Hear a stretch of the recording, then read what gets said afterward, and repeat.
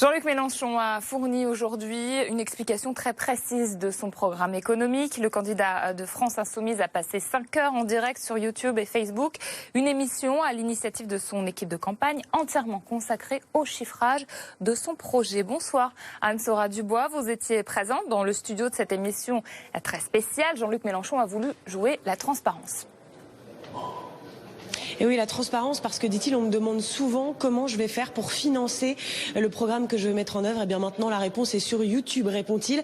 Exercice de transparence, parce que tout son programme, ou presque, a été passé au peigne fin, qu'il s'agisse de ses propositions de réforme fiscale, de hausse du SMIC ou de réforme de la PAC. Alors, d'abord, d'un côté, Jean-Luc Mélenchon et les économistes qui l'ont aidé à façonner son programme économique. Et de l'autre, face à eux, eh bien, des journalistes économiques qui lui ont posé les questions. Et puis aussi, évidemment, tous ceux qui ont regardé cette émission en direct sur YouTube. Alors, à la clé, eh bien, aussi un exercice de crédibilité, selon Jean-Luc Mélenchon, parce que il a voulu, dit-il, préciser que son programme, ce n'est pas simplement une lettre au Père Noël. Je ne veux pas que les Français croient cela, a-t-il expliqué. Au contraire, c'est un programme, un projet pour la France chiffré et étayé. Écoutez Jean-Luc Mélenchon.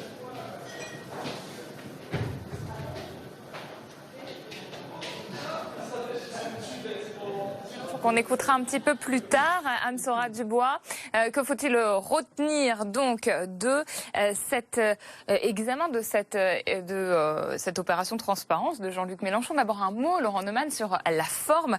Jean-Luc Mélenchon qui continue d'occuper les réseaux sociaux et d'innover après son meeting sous forme d'hologramme, on s'en souvient. C'est le candidat geek de cette campagne présidentielle. Oui, 5 heures sur YouTube. Effectivement, l'idée, elle est très, très simple. Il s'agit d'agir de façon virale sur les réseaux sociaux pour faire passer auprès d'un grand nombre de gens son programme, en l'occurrence, et surtout le chiffrage de son programme. Mais, évidemment, il s'adresse à beaucoup moins de gens que s'il avait fait le même exercice sur plusieurs chaînes de télévision. Ça ne fait aucun doute. Mais c'est pas son choix. Son choix, c'est d'aller au contact des gens qui sont sur les réseaux sociaux. Il l'avait déjà fait, effectivement, vous faisiez référence à ce programme, à ce meeting où il était apparu en hologramme. Et d'ailleurs, ça fait sourire ses adversaires. Vous vous souvenez, François Fillon l'avait qualifié de Fidel Castro de YouTube. 5 heures en direct. En même temps, l'exercice montre que, au fond, alors que Emmanuel Macron, Benoît Hamon apparaissent plus jeunes que lui, c'est une façon pour lui de dire qu'il est dans le coup et qu'il est au moins aussi jeune qu'eux, au moins sur l'utilisation des médias sociaux. Pascal Cherki, on va parler sur la forme de ce qu'a annoncé aujourd'hui Jean-Luc Mélenchon, qui prévoit une baisse du chômage à 6% contre 10% aujourd'hui. 3,5, j'ai dit la forme, c'est le fond, vous l'avez bien comprise. 3,5 millions d'emplois créés, augmentation des salaires de 6 points en moyenne, baisse du déficit public de près d'1 point, baisse de la dette publique. Et quel est votre sentiment sur ces chiffres? C'est réalisable selon vous? Non mais bon, je vais prendre connaissance là. Je n'ai pas pris connaissance dans le détail de son chiffrage et je ne vais pas rentrer dans ce débat-là. Bon, ce qui compte dans la manière dont nous abordons, dont on abordait la relation avec Jean-Luc Mélenchon, c'est de savoir si oui ou non nous pouvons répondre à 2 questions ensemble. La première, pensons-nous qu'il est utile de nous rassembler à l'élection présidentielle pour accroître les chances de la gauche d'être présente au second tour et de battre le Front National? Nous pensons que oui. On peut penser le contraire, on peut penser que séparés, nous avons une offre plus importante pour les électeurs et autres. Nous ne le pensons pas. Il faut s'entendre sur certains points économiques, notamment, si vous n'êtes pas d'accord avec je vais y venir, mais c'est important. Mais d'abord, nous posons cette question. Il faut y répondre. Nous avons dit oui. Nous aurions pu dire non. Nous avons dit oui. Bon. Deuxième élément, quand on pense qu'il faut se rassembler, il faut faire une chose assez simple. Il faut expliquer publiquement quels sont les points d'accord et quelles sont les difficultés qu'il faut essayer de surmonter. Nous avons, dès le début de la primaire, parce que nous ne voulions pas prendre en traître, y compris nos électeurs, dit les passerelles que nous avons avec Jean-Luc Mélenchon sur la transition écologique, la nécessité de changer de République et de modèle institutionnel, et aussi d'avancer sur la redistribution des richesses, même si nous avons des nuances. Et nous avons mis sur la table la difficulté principale à laquelle nous sommes confrontés, à la fois de contenu et aussi de stratégie, mais nous pouvons travailler à la surmonter, qui est la manière d'aborder le combat européen. Voilà. Nous avons dit ces choses clairement. Moi, ce que j'attends maintenant, je ne vais pas me livrer à l'exercice de commenter telle ou telle mesure de Jean-Luc Mélenchon, ce serait désobligeant. Ce serait de savoir si lui ou non, il pense qu'on peut ou pas se rassembler. Non, mais quand je dis c'est désobligeant, c'est pas à moi de le faire. Parce que vous y croyez toujours, vous, au rassemblement. Écoutez ce qu'il a dit aujourd'hui Jean-Luc Mélenchon à propos de cette éventuelle alliance qui semble mal partie. Je alternant, quoi. Parce qu'il fait toute une campagne, Benoît Hamon, interne sur le thème. Moi, je parlerai à tout le monde, j'appellerai Jean-Luc Mélenchon le lendemain. Bon, moi, j'ai attendu... je veux dire, j'ai pas voulu faire le gars qui se précipite. Bon, je trouve ça un peu dommage, mais je vais pas passer ma vie là-dessus. Hein. Je suis pas un amoureux éconduit, je me permets de vous le rappeler. Je suis juste un responsable politique qui assume sa position, et moi, je suis pas en train de faire le condamné du PS. Hein. Qui ferme la porte à qui? Je pense que Jean-Luc Mélenchon est dans une stratégie d'évitement. Voilà. Parce que sa stratégie politique, c'était ce qu'on appelle le sorpasso en Espagne, la volonté de recomposer la gauche autour de sa personne, qui était une possibilité ouverte si nous restions avec deux blocs de gauche irréconciliables. La primaire a changé la donne, mais pas de notre propre volonté, du choix des citoyens. Donc maintenant, la question qui est posée, c'est de savoir si oui ou non on peut discuter ensemble et se rassembler. Moi je le pense, et nous le pensons, Benoît Hamon le pense. Mais pour le faire, il ne faut pas simplement le dire de manière abstraite, il faut mettre sur la table les points d'accord et les points de désaccord. Pour l'instant, ce que Jean-Luc fait, mais j'espère qu'il va changer, notre main est toujours tendue, notre porte est toujours ouverte, c'est qu'il nous liste toutes les difficultés qu'il voit. Alors les personnes autour desquelles, avec lesquelles nous sommes, alors il faudrait couper plusieurs têtes au Parti Socialiste, tous les problèmes que nous avons, mais jamais le fait de savoir si on doit se rassembler et si nous avons des points d'accord au départ. Et je le résumerai d'une formule pour pas monopoliser trop la parole, mais quand vous voulez vous marier ou envisager l'hypothèse de vivre avec quelqu'un, vous trouvez à votre compagnon ou à votre futur conjoint quand même quelques qualités. Vous savez aussi qu'on a des défauts, les gens ne sont pas perfectibles, qu'on peut essayer en couple de les surmonter. Mais vous pensez quand même que la personne avec laquelle vous voulez faire un bout de chemin a des qualités. Sinon, vous êtes masochiste. Carole Barjon, pourquoi est-ce que cette alliance annonce aussi mal partie? En tout cas, quelles sont les réticences de Jean-Luc Mélenchon? Comment comprendre ça? Alors, d'abord, de manière générale, là, et bien au-delà de Jean-Luc Mélenchon et Benoît Hamon, de toute façon, en général, quand deux partis ou deux hommes politiques éventuellement cherchent à s'allier ou pensent qu'il lui faut les électeurs de la famille d'à côté, généralement, ils sont toujours d'accord pour s'allier, mais à condition de conduire cette alliance. C'est ce qu'a dit d'ailleurs Jean-Luc Mélenchon. Il y a déjà toujours un problème au départ. Ensuite, c'est vrai que Jean-Luc Mélenchon, Pascal Cherki a raison de rappeler la primaire socialiste, pas la primaire de gauche, c'est que Jean-Luc Mélenchon, à l'origine, il espérait être contre François Hollande. Il espérait que François Hollande serait candidat. Et à ce moment-là, évidemment, il représentait, lui, la gauche de la gauche, et c'était probablement plus facile pour lui. La primaire socialiste a changé la donne pour Jean-Luc Mélenchon, puisque Benoît Hamon se trouve, du coup, doté d'une vraie légitimité. Donc ça, c'est un handicap pour Jean-Luc Mélenchon. Maintenant, ce qui est vrai, ce qui est plus un atout pour lui, c'est qu'il a été quand même, je dirais, dans l'opposition à François Hollande, le premier. Il a au moins l'antériorité pour lui, ce que n'a pas Benoît Hamon, qui a quand même été membre du gouvernement à un moment donné. Benoît Hamon qui représente quand même l'aile gauche du PS, et ça ne crée pas des points communs, des envies de se rapprocher, ça? Non. Alors, ce qui est sûr, c'est qu'à la primaire de la gauche, des électeurs de Mélenchon se sont sans doute déplacés pour aller mettre un bulletin Benoît Hamon. Ça ne fait aucun doute. Et du coup, ça gêne clairement Jean-Luc Mélenchon. Ça ne fait pas de doute. Très bien. À côté de ça, je fais une lecture, moi, peut-être un peu plus iconoclaste que ça. Je crois que Mélenchon ne veut pas s'allier avec Benoît Hamon, mais je crois aussi que Benoît Hamon n'a pas très envie de s'allier avec Jean-Luc Mélenchon. Et je sais que Pascal Cherki va me répondre dans un instant. Mais je peux vous expliquer pourquoi. C'est parce que tant que Jean-Luc Mélenchon est là, ça permet à Benoît Hamon, au fond, de recentrer un petit peu sa campagne. Vous avez raison de dire qu'il est sorti de cette primaire avec une victoire nette et sans bavure, Benoît Hamon, mais sur une ligne, effectivement, jugée très à gauche par rapport au centre de gravité du Parti Socialiste et de ses alliés. À partir du moment où Mélenchon est là, eh bien, l'axe de Benoît Hamon se recentre d'une certaine manière. Alors que si demain, Mélenchon devait se retirer au profit de Benoît Hamon, eh bien, Benoît Hamon apparaîtrait comme le candidat de la gauche face à Emmanuel Macron, qui est à l'autre bout du spectre. Voilà, c'est une lecture personnelle que je fais. Je pense que personne en réalité non, mais nous on raisonne pas comme ça parce que nous pensons que la question de la centralité en politique, c'est par votre orientation que vous l'avez, votre capacité à rassembler. Bon. Dans cette affaire-là, nous avons dit dès le départ, nous avons fixé notre règle du jeu et la règle du jeu. Bon, nous avons dit quoi? Nous étions prêts à un rassemblement de toute la gauche. Donc nous avons mis une borne. Après, on n'a pas mis de Emmanuel Macron compris. Nous avons toujours dit si Emmanuel Macron compris. Et pour le rassemblement de la gauche, pas de problème, pour discuter. Il peut se rassembler derrière vous. Pour discuter. Attendez, on n'a même pas mis notre candidature comme un préalable. On n'a pas posé de préalable dans ce débat-là. Bon. Mais Emmanuel Macron a réglé de par lui-même la question. Je veux dire, c'est son choix stratégique. On verra si ça marche pour lui ou pas. Mais à partir du moment où il fait le choix de ne pas être dans le camp de la gauche, il fait un autre choix qui règle cette question. Par rapport à Jean-Luc Mélenchon, qu'est-ce que nous avons dit? On n'a pas demandé à Jean-Luc Mélenchon de devenir socialiste. Et Jean-Luc Mélenchon n'a pas exigé de nous qu'on devienne des théorifères de son programme et du front de gauche. Nous avons juste dit quoi? Pour se rassembler, il faut être capable de faire un accord. Pour faire un accord, il faut avoir des points d'accord. Et vous pouvez aussi avoir des divergences et essayer de les surmonter. Nous avons dit les points d'accord et les divergences. Nous, ce qu'on attend de Jean-Luc, c'est pas qu'il dise « j'adore Benoît Hamon, je suis d'accord avec son programme, c'est formidable, je me suis trompé depuis 10 ans ». On lui demande pas ça, on lui demande de lui dire « voilà les points que nous avons d'accord avec Benoît Hamon, et voilà les difficultés que nous avons, et on se met autour de la table et on travaille. Sinon, on n'arrive jamais à un accord. » On a bien compris, mais il n'y a pas non plus qu'avec Jean-Luc Mélenchon que vous travaillez un accord. Bah oui. Yannick Jadot, Europe Écologie Les Verts, les on veut rassembler toute la gauche. Se voient demain aussi. De quoi vont-ils parler? On va continuer à affiner les discussions qu'on a. Ah oui, très bien, très bien. Yannick Jadot n'est pas dans cet état d'esprit. Qu'est-ce qu'a dit Yannick Jadot? Il a dit, écoutez, la victoire de Benoît Hamon change la donne. Nous avons énormément de convergence avec lui.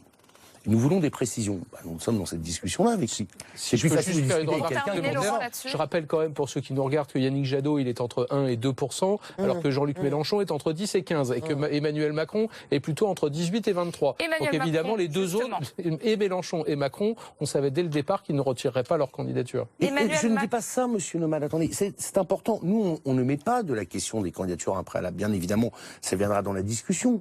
Mais il faut qu'on discute à un moment donné. Je doute que Benoît Hamon ait eu un instant l'intention de retirer la sienne. Il faut qu'on discute de l'utilité de savoir si oui ou non, nous devons nous rassembler. Nous l'avons dit, le rassemblement est utile. Nous n'avons pas fait, nous ne sommes pas dans un tribunal en train d'instruire le procès de qui que ce soit.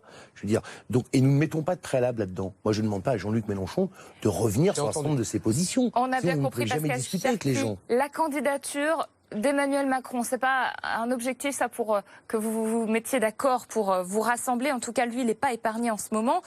C'est un soutien comme vous de la candidature de Benoît Hamon, l'économiste. Thomas Piketty, conseiller de Benoît Hamon sur les questions européennes, était l'invité de BFM TV aujourd'hui. Et selon lui, Emmanuel Macron ne dit pas clairement les choses. Ça, c'est sûr. Le seul problème sur Macron, c'est qu'il y a tromperie sur la marchandise, pour plusieurs raisons. D'abord, la plupart du temps, il prend soin de ne rien dire. C'est un ex-banquier qui s'apprête à faire de gros cadeaux aux banquiers et aux portefeuilles financiers. J'ajoute un élément quand même, c'est que d'après les quelques éléments qu'il a donnés sur le financement de En Marche, mais dont il refuse toujours de dévoiler des statistiques précises. Oui, mais les quelques éléments qu'on a suggèrent que plus de la moitié des financements de En Marche ont été donnés par quelques centaines de personnes, parce qu'ils nous affichent 15 000 donateurs, tout ça. Si on suit votre raisonnement, c'est une forme de rétribution. Moi, ça me fait quand même un petit peu penser aux relations Sarkozy-Bettencourt, etc. Où dire, d'un côté, vous recevez des financements de personnes qui sont sujets à l'ISF, et de l'autre, vous annoncez la suppression de l'ISF. Bon, c'est ça la modernité en politique. Alors, ça taille à gauche pour Emmanuel Macron, à droite aussi. Macron, c'est l'homme sans projet parce que c'est l'homme sans conviction, disait aujourd'hui Bruno Le Maire, soutien de François Fillon. Marine Le Pen qui ne l'a pas épargné non plus ces derniers jours. Carole Barjon, c'est l'homme à abattre parce que c'est l'homme susceptible de grappiller des points à chacun des candidats en ce moment. Oui, clairement, mais il faut dire qu'il est médusien, honnêtement, depuis quelques jours. Parce que dans le genre politique des zigzags, là, Emmanuel Macron a quand même fait très très fort depuis 3 jours, à la fois sur ses propos sur la colonisation, sur également des propos qu'il a tenus chez nous dans l'Obs sur la manière dont François Hollande aurait humilié les partisans, enfin les opposants, pardon, au mariage pour tous.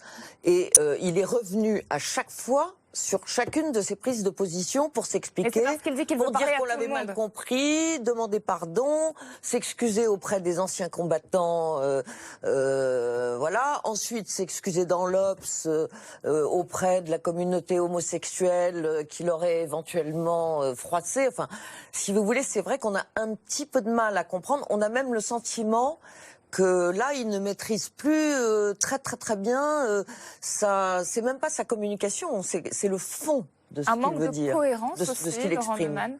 Si on admet l'idée qu'Emmanuel Macron est une sorte d'ovni dans cette campagne présidentielle, je rappelle quand même qu'il y a un peu plus de 2 ans, aucun Français ne connaissait Emmanuel Macron. Et il est potentiellement qualifié pour le 2e tour de la présidentielle et potentiellement même gagnant aujourd'hui dans les sondages de cette élection présidentielle. Donc c'est un ovni. Et un ovni, vous savez, quand il est à des altitudes stratosphériques, quand il redescend dans l'atmosphère, ça frotte un petit peu. Voilà. Et il arrive un moment, c'est un invariant structurel de toutes les campagnes présidentielles. En général, c'est vers février et mars où tout candidat, a fortiori quand il a des chances de gagner, doit absolument avoir réponse à tout, avoir un avis sur tout et surtout ne pas en changer. Et là, quand on commence à rentrer sur le fond, des sujets très compliqués, des sujets extrêmement clivants, la colonisation, le cannabis, le mariage pour tous, ça frotte un petit peu parce qu'effectivement, si on veut plaire à tout le monde, il y a un moment donné où en disant ce qu'on pense vraiment, forcément on commence à déplaire. Mais justement, le problème c'est que on n'arrive pas très bien à comprendre ce qu'ils pensent vraiment sur un certain nombre de sujets ou en tout cas ils ne l'expriment pas suffisamment clairement. Vous vous posez des questions. Non mais moi je pense Macron. Que vouloir parler à tout le monde c'est louable. Un candidat à la présidence de la République doit s'exprimer auprès de tous les Français, même s'il est élu par une majorité, il est après le président de tous les Français. Bon. Mais après, quand on vous parle à tout le monde, il faut avoir une orientation et vous y tenir. Je veux dire, si vous me changez d'avis sur tous les sujets tout le temps, vous rassurez pas. Moi, je peux comprendre qu'on puisse avoir des nuances sur un certain nombre de questions économiques, sociales, y compris qu'on dise, Benoît Hamon le dit, je n'ai pas réponse à tout, nous avons fait le choix de dire que le président de la République ne réglait pas tout, mais sur un certain nombre de sujets de fond et de valeurs, vous pouvez pas changer de position. On peut admettre aussi qu'un candidat change d'avis. Tout à l'heure, Gérard Collomb était sur ce plateau. Il a expliqué, par exemple, sur le cannabis, qu'il avait une position, Emmanuel Macron, et qu'il en a changé. C'est ça dont je parle. Vous ne pouvez pas, par exemple, sur un sujet aussi sérieux que la guerre d'Algérie et aussi sensible, je veux dire, qu'on des plaies vives. Bon, dire, il y a un mois, que finalement la colonisation avait des aspects extrêmement positifs, en gros, et aller un mois après expliquer que c'est un crime contre l'humanité. Je veux dire, sur ces sujets-là. Alors qu'après, on va y avoir une appréciation nuancée, qu'on reconnaisse des avantages, ou même qu'on caractérise des actes extrêmement ignobles qui sont passés, c'est une chose. Je veux dire, les historiens eux-mêmes sont nuancés. Donc, mais vous ne pouvez pas dire sur une chose comme ça, tout et son contraire. Sur l'affaire du mariage pour tous, vous ne pouvez pas avoir été numéro 3 de l'Élysée, ministre du gouvernement, avoir soutenu publiquement cette réforme. Emmanuel Macron a pris position, a défendu Madame Taubira aussi après dans le débat public quand il était ministre. Et puis, parce que vous voyez la droite s'affaiblir, on va se dire les choses, et que vous vous dites que vous avez une part de marché électoral à récupérer, allez et racontez ça. Mais parce qu'à un moment donné, il y a un problème, il y a un problème à un moment donné de sincérité, de conviction. Non, il faut dire ça dans le même discours. C'est ça le problème. C'est que là, il a tenu des discours différents à certains endroits différents et certains jours différents, alors que effectivement on peut avoir une position nuancée. Moi personnellement, je suis plutôt pour, mais il faut que ce soit dans le même discours. C'est pas des contradictions. Oui, mais par exemple sur le mariage pour tous, on lui a fait un peu un mauvais procès parce que il a dit, on a humilié les opposants, on ne les a pas écoutés, etc. Ça a été dit par des gens de gauche à l'époque, que peut-être François Hollande aurait dû faire un grand discours accompagnateur, qu'il n'a pas fait à ce moment-là. Et ça n'est pas parce qu'Emmanuel Macron dit ça qu'il est contre le mariage pour tous. Simplement, il aurait dû le préciser en même temps. Madame Barjon, vous êtes une trop fine analyse de la sphère politique pour ne pas remarquer la concomitance entre l'affaiblissement de la droite à un moment donné de M. Fillon. Ça ne m'a pas échappé. Or, sur les sujets de valeur, je pense, moi, qu'autant on peut avoir des nuances en matière économique et sociale, autant on peut admettre, y compris que les choses peuvent évoluer, reconnaître qu'il y a des choses qui ne sont pas aussi simples que ça, autant sur les questions de valeur, qui déterminent aussi votre identité politique, moi je pense que sur un sujet comme la guerre d'Algérie, vous ne pouvez pas, à un mois de distance, dire la colonisation c'est positif et dire après c'est un crime contre l'humanité. On n'en parlait pas du même sujet là. On va parler de François Fillon. On va essayer de vous mettre d'accord peut-être tous les deux. François Fillon qui continue sa mission contre-attaque après une semaine très mouvementée. Les nombreuses manifestations de colère aussi qui ont suivi ses déplacements à cause des affaires d'emplois présumés fictifs. Dans son interview dans Le Figaro, il a confirmé hier qu'il continuerait, quelle que soit la décision de la justice. Le candidat Les Républicains a posté aujourd'hui un message pour ses militants sur son compte Facebook. On écoute un extrait. Ne nous laissons pas intimider, ni par les attaques, ni par les quelques manifestants qui voudraient nous empêcher de parler. Ils font du bruit. Nous défendons un projet pour la France. Et en démocratie, c'est le suffrage universel qui décide et lui seul. Alors, cette stratégie jusqu'au boutiste, et j'irai jusqu'au bout, convainc apparemment ses électeurs. D'après un sondage IFOP pour le JDD aujourd'hui, 70% des sympathisants des Républicains souhaitent qu'il maintienne sa candidature. En revanche, 65% des Français ne le souhaitent pas. Comment on explique finalement ces chiffres, François Fillon? Ça y est, il a réussi à redynamiser son électorat? L'explication, elle est extrêmement simple et son entourage le disait depuis le début de cette affaire. Son principal bouclier à François Fillon, c'est son programme. C'est-à-dire un programme d'alternance absolument radical sur le plan économique, sur le plan sociétal, etc., dont les électeurs de droite veulent absolument. Alors oui, les électeurs de droite sont extrêmement déçus, en grande majorité, parce qu'ils ont découvert à la faveur de cette affaire. Mais non, ils ne veulent pas se séparer de ce candidat, à une grande majorité aussi, je parle des électeurs de droite, parce qu'ils pensent qu'il est le mieux placé pour appliquer ce programme-là. Alors évidemment, s'il y avait eu un candidat de substitution capable, avec la même légitimité, d'appliquer le même programme, ils auraient sans doute changé d'avis. Comme ça n'est pas le cas à leurs yeux, ils lui maintiennent sa confiance. Et franchement, c'est paradoxal d'ailleurs, parce que c'est la semaine où le parquet national financier a publié ce fameux communiqué en disant qu'il ne pouvait pas y avoir en l'état de classement sans suite. C'est cette semaine-là, bizarrement, où François Fillon a réussi à pérenniser une bonne fois pour toutes sa candidature, qu'il y ait mise en examen, qu'il y ait renvoi devant un tribunal, il sera candidat jusqu'au bout. Franchement, je vous aurais dit ça il y a deux semaines, vous auriez sans doute eu du mal à me croire. D'autant plus qu'il disait, qu'il répétait qu'il n'irait pas s'il était mis en examen. Carole Barbier. Non, mais c'est parce qu'ils ont constaté effectivement que tous les sondages vont dans le même sens, que le socle de la droite tient, et tient même bien. Il prend même quelques points. Et il est clair que la droite veut gagner. Moi, ce qui me frappe dans ce sondage du Journal du Dimanche aujourd'hui, c'est que bon, il y a ces 70% d'électeurs de droite qui veulent qu'il continue, mais il y en a quand même 36% qui ne pensent pas que la justice est partiale. C'est-à-dire qu'ils ne croient pas un mot de ce que raconte François Fillon. Ils pensent que la justice est en train de faire son travail, ce qui veut donc dire que vous avez quand même un certain nombre de gens parmi les électeurs de François Fillon qui ne sont pas convaincus par ses arguments, qui ont été déçus par lui, mais qui mettront un mouchoir sur le nez et qui iront voter parce qu'ils ne veulent plus de la gauche au pouvoir. Il reste moins d'une minute, Pascal Cherki, si vous voulez une petite Non, mais moi je dirais, sur ce qu'on appelle les affaires Fillon, on va laisser la justice enquêter. Je ne suis ni procureur ni avocat. Bon.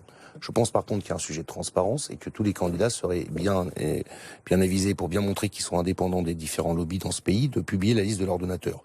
Deuxième élément, et nous on va le faire. Deuxième élément, François Fillon, nous voulons l'affronter sur le fond. Voilà. La droite, elle existe dans ce pays, elle a un programme extrêmement radical, comme vous l'avez appelé Monsieur Neumann, et donc maintenant il faut qu'on discute du fond. Voilà. Merci beaucoup, merci à vous d'être venu sur ce 20h 2017, dans ce 20h 2017. Un coup d'œil à l'agenda. Ce qui nous attend cette semaine en ce qui concerne la campagne présidentielle. Demain, Marine Le Pen est au Liban pour 2 jours. Philippe Poutou donne une conférence de presse avec notamment un point sur les fameux parrainages. Et Benoît Hamon rencontre donc Yannick Jadot. On suivra ça de près, bien sûr, Pascal Cherki. Mardi, Emmanuel Macron, Nicolas Dupont-Aignan, Benoît Hamon, Yannick Jadot et François Fillon précisent leur programme en matière de santé. C'est important. Emmanuel Macron qui se rendra ensuite à Londres. Mercredi, dîner du CRIF, en présence notamment de François Fillon et Benoît Hamon. Jeudi, date du début de dépôt des parrainages. Et Benoît Hamon, qui est très actif cette semaine, Pascal Cherki, sera en meeting à Arras. Et puis vendredi, François Fillon est en meeting à Meaux, chez Jean-François Copé.